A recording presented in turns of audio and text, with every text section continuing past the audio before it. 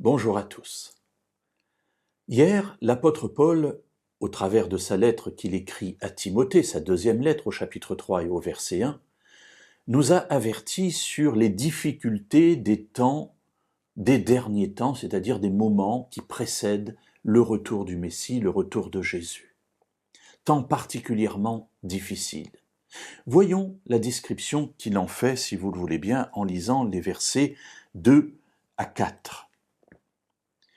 Car les hommes seront égoïstes, amis de l'argent, fanfarons, orgueilleux, blasphémateurs, rebelles à leurs parents, ingrats, sacrilèges, insensibles, implacables, calomniateurs, sans frein, cruels, ennemis des gens de bien, traîtres, impulsifs, enflés d'orgueil, aimant leur plaisir plus que Dieu.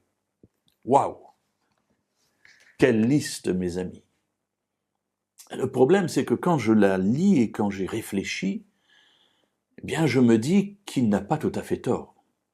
Lorsque nous regardons le monde qui nous entoure, il est effectivement en train d'aimer, d'une manière générale, j'entends, plus le plaisir que Dieu.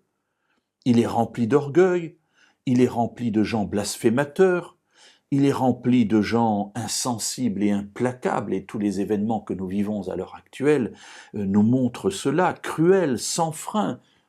Je me dis toujours, mais comment peut-on être capable de tuer quelqu'un, de le torturer, de l'amener à de telles souffrances en étant un être humain? Alors oui, je reconnais dans la description que Paul fait de mon temps ou des derniers temps, eh bien qu'il y a là quelque chose qui y ressemble.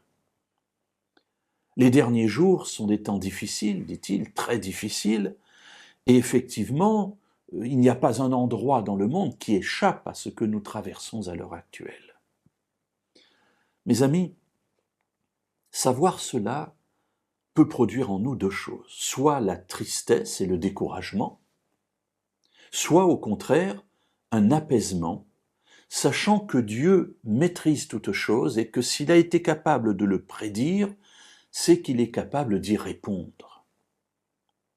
En fait, je trouve que ce texte est plutôt apaisant pour moi, parce que je me dis, tiens, ce que je pensais être exceptionnel et inattendu lorsque je regarde le monde qui m'entoure, en fait, Dieu l'avait prévu, et cela signifie que je traverse une époque qui, pour lui, est une époque attendue, c'est-à-dire une époque normale, non pas dans le sens que ce qui se fait est normal, mais dans le sens où les choses se déroulent comme Dieu l'avait prévu.